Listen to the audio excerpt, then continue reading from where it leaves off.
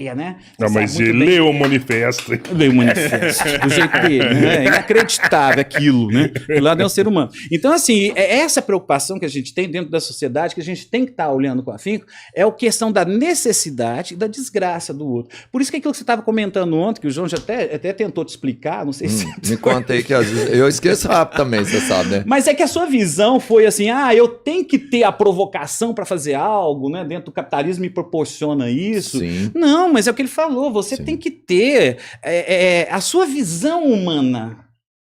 Saber realmente, porque eu só vou fazer isso se eu tiver, porque é impossível você ser melhor do que outra pessoa. Só existe uma pessoa que você pode ser melhor. Você mesmo, no de ontem, você olha no espelho, hoje eu tô melhor do que eu. Porque para você ser melhor que o outro, primeiro você tem que ser igual. Como é que você vai ser melhor que o outro se cada um tem uma característica? E cada um é num ponto. Você só se melhora olhando para você por dentro.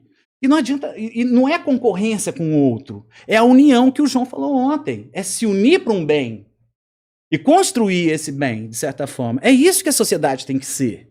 Não é essa visão de concorrência, de querer se mostrar. Né? Tanto é que, se a gente for no molde capitalista, ou um exemplo, por que o capitalismo não quer que ninguém seja... Não ninguém, a maioria não seja rica. Primeiro eu preciso da mão de obra barata, por isso que eu sou contrário ao aborto.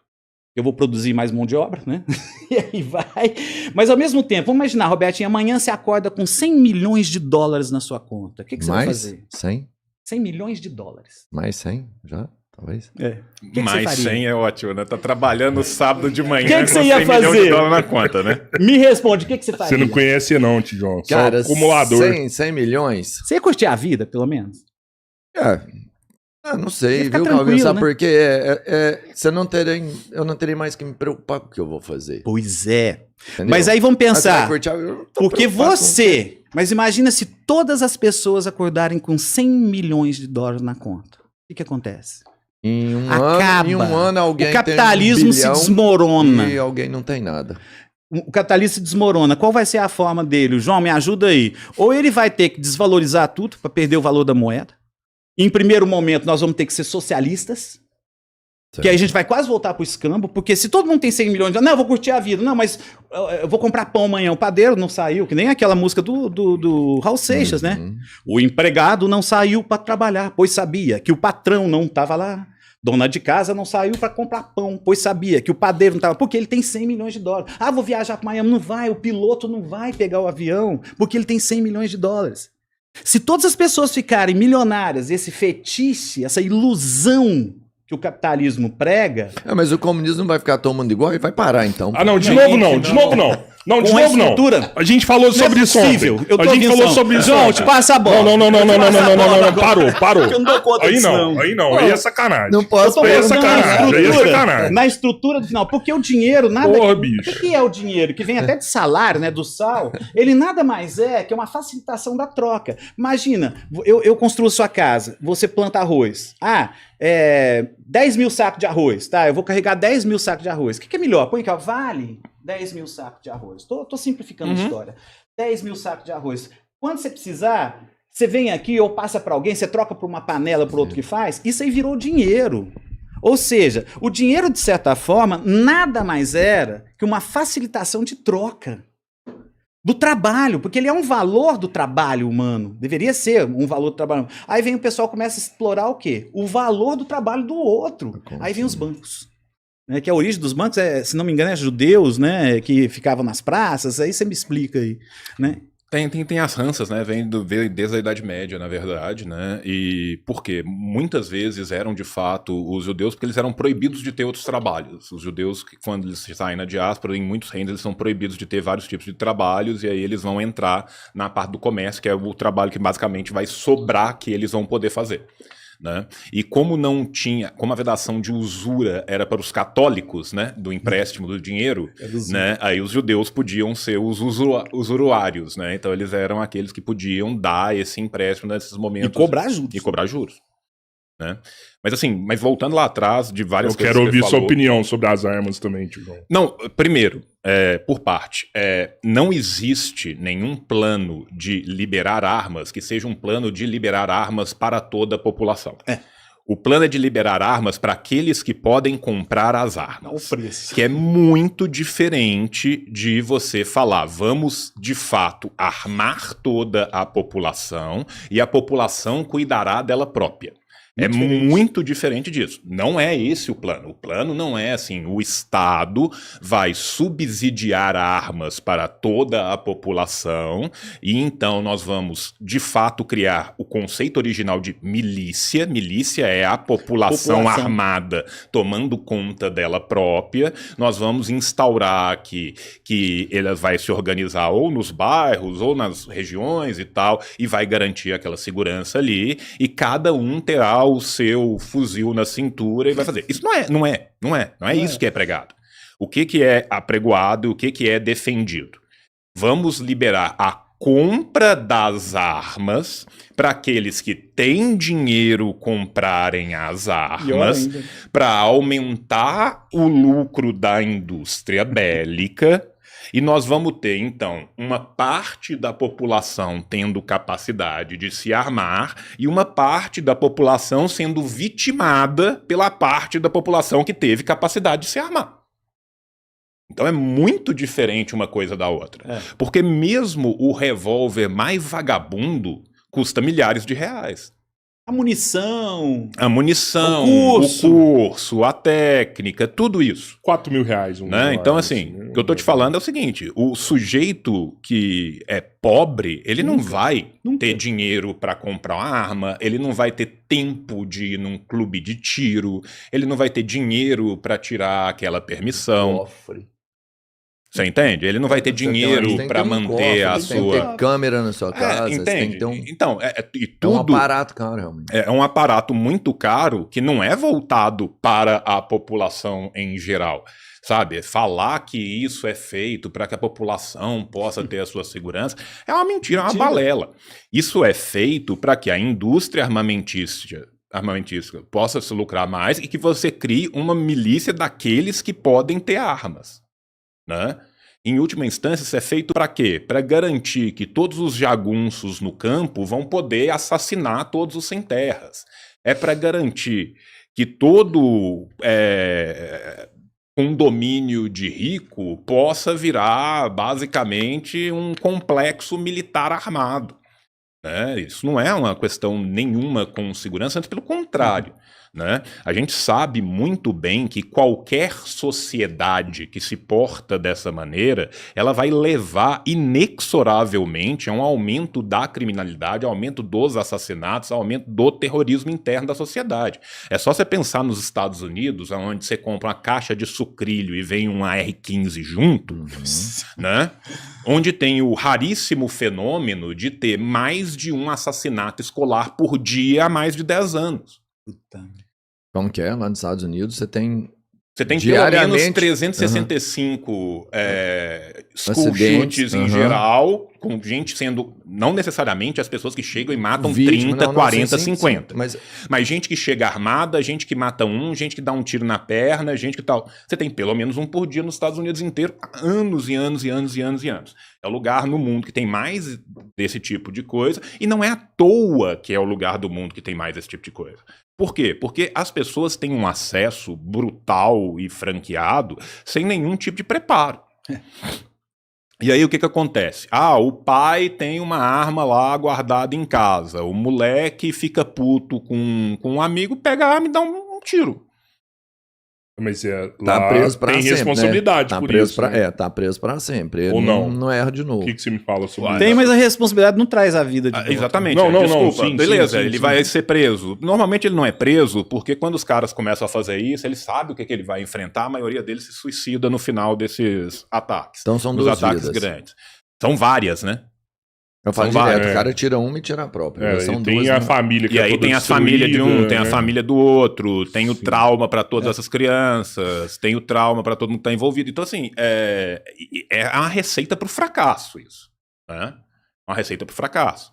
Porque, assim, é muito diferente de você pensar, né, se fosse, por exemplo, o Engels escreveu um texto no final do século XIX, Ele, inclusive, ele já previa que ia haver uma guerra entre as potências europeias porque elas estavam todas se armando até os dentes e elas iam precisar de fazer uma guerra porque esses armamentos começavam a ficar obsoletos. Então, muitas vezes, o que acontecia é que, na medida em que eles iam se desenvolvendo, quando eles chegavam no mercado, eles já estavam obsoletos porque um outro armamento de uma outra nação já era melhor e tinha que criar um terceiro armamento melhor do que aquele segundo armamento, que levaria à criação de um quarto armamento melhor do que o terceiro armamento. Vocês entenderam como é que funciona a lógica disso. O que o Engels vira e fala? Não, vamos fazer uma proposta então, vamos fazer milícias populares. Em vez de gastar esse dinheiro absurdo com essas armas até os dentes para o Estado ficar acumulando essas armas, arma a população inteira, organiza ela em milícias populares, dá para todos os trabalhadores um fuzil na mão de cada um e eles vão organizar a segurança do Estado. Todo mundo falou, não, isso não pode ser feito de forma nenhuma. Por quê? Por que então que, já que vocês gostam tanto de arma, cada trabalhador não pode ter uma arma na mão? Porque se cada trabalhador tiver uma arma na mão, na hora que o patrão virar e falar assim, não, eu vou te explorar cada vez mais, os trabalhadores olham um para o outro e falam assim, peraí, não. Entende? Então, assim, isso sempre foi feito para controlar uma população, vitimar uma população e manter quem tem acesso no poder. E é uma indústria que ela só funciona se ela gerar o uso para aquilo que ela está fazendo. Por que é tão importante para os Estados Unidos que tenha guerra o tempo inteiro, no mundo inteiro, e eles têm que ser a polícia do mundo e intervir o mundo inteiro? Porque quando terminou de sair da grande crise deles pós-keynesianismo, né, quando o Keynes terminou de dar uma consertada ali por cima na economia dos caras, os caras tinham duas rotas para seguir. Ou eles tinham que dividir riqueza, começar a construir escola, hospital, infraestrutura, ou eles tinham que ter um complexo militar que durasse para sempre. Porque eles precisam de ter essa produção contínua, e essa produção contínua tem que ser usada. Eles optaram por ter um complexo militar industrial gigantesco que durasse para sempre. Esse complexo militar industrial gigantesco, ele precisa de guerra, ele precisa de conflito. Porque senão para onde que ele vai vender? Para onde que ele vai escoar? E ele se torna cada vez mais importante para a economia, porque de fato ele vai gerar vários empregos. As pessoas ali, 30% da base dos Estados Unidos está ligada ao complexo industrial militar dela. Se acaba com isso, acabou com 1/3 da economia. Para substituir isso, tinha que substituir por quê? Por outras coisas que fossem produtivas, como, por exemplo, criação de infraestrutura e tal. Só que isso divide poder, só que isso vai levar as coisas para as pessoas. Então, se prefere manter uma lógica armamentista até os dentes e conflito no mundo inteiro do que dividir essa riqueza. Me conta uma coisa aqui, só para Senhor das Armas. É um filme, o Senhor das Armas é um baita filme. Siriana, Senhor das Armas. A Rússia também tem um investimento significativo enorme em armamento também. E qual que é a diferença? Não chega perto, não tem nenhum país do planeta que tenha um investimento em armas no seu complexo militar industrial análogo ao dos Estados Unidos. Parece que a China está passando, hein? Parece que a China está passando isso. É mesmo? A China não tem um... Os caça mais foda. Poder bélico foda. Mas ogiva, a Rússia tem. Ogiva no tem. Quem mais tem no mundo é a Rússia. Quem mais tem é a Rússia. Calma aí. Vamos por partes. O que eu tô te falando é a quantidade... A quantidade da porcentagem. Se a gente for pegar a porcentagem da economia que está ligada ao complexo industrial militar e a quantidade do investimento em cima do PIB gerado, que é voltado para a parte militar, os Estados Unidos está lá na frente com 20 e poucos % do PIB voltado para isso de investimento e 30 e poucos % da economia ligada com o complexo industrial militar. Depois disso, quem chega mais perto, que vai ser Inglaterra, Rússia, China, França, vão estar entre 4 e 8%. Então, assim, a diferença é muito brutal. Muito brutal. Né? E isso é forçado exatamente porque existe essa corrida.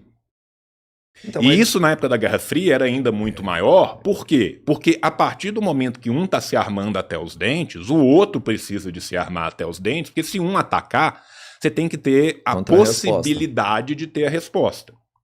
Mesmo depois da queda da União Soviética, a OTAN continua avançando em cima da Rússia o tempo inteiro. Quando cai a União Soviética, não existia mais lógica nenhuma de existir a OTAN. Organização do Tratado do Atlântico Norte, que era para ir exatamente contra o quê? A União Soviética. A União Soviética caiu, a Rússia se torna um país capitalista, por que tem a OTAN?